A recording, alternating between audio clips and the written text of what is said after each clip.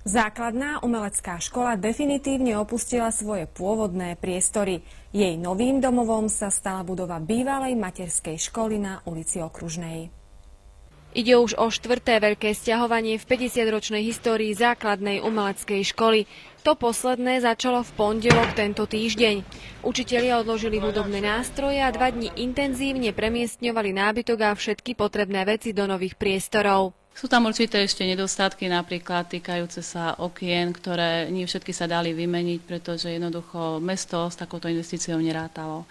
Ale to je zase taký program do budúcna, ktorý sa dá riešiť postupne. Preberacie konanie novej budovy základnej umeleckej školy prebehlo ešte začiatkom marca. Mesto rátalo s investíciou vo výške 500 000 korún, ale náklady sa zvýšili. Mesto stála tá prestavba starej budovy, dá sa povedať, materskej školy, cirka 2 milióny.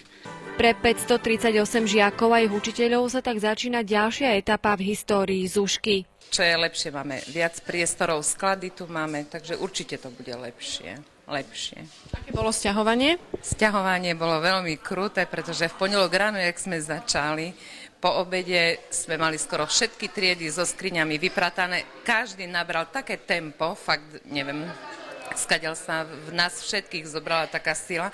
Utorok sme to vydržali takisto, takže za 2 dní, tak jak sme si naplánovali, všetky skrine, všetko tu máme. Ja sa už 4-krát sťahujem, takže som sa sťahoval z učňovky na Star, na námestie na Novej KSS bývalé a teraz sa sťahujem po 4-krát tu. Ale ja verím, že tie priestory, čo teraz vidím, budú oveľa lepšie pre našu prácu a činnosť. No určite cítim nostalgiu. 15 rokov je 15 rokov, ale život je zmena a možno, že tu bude dobre.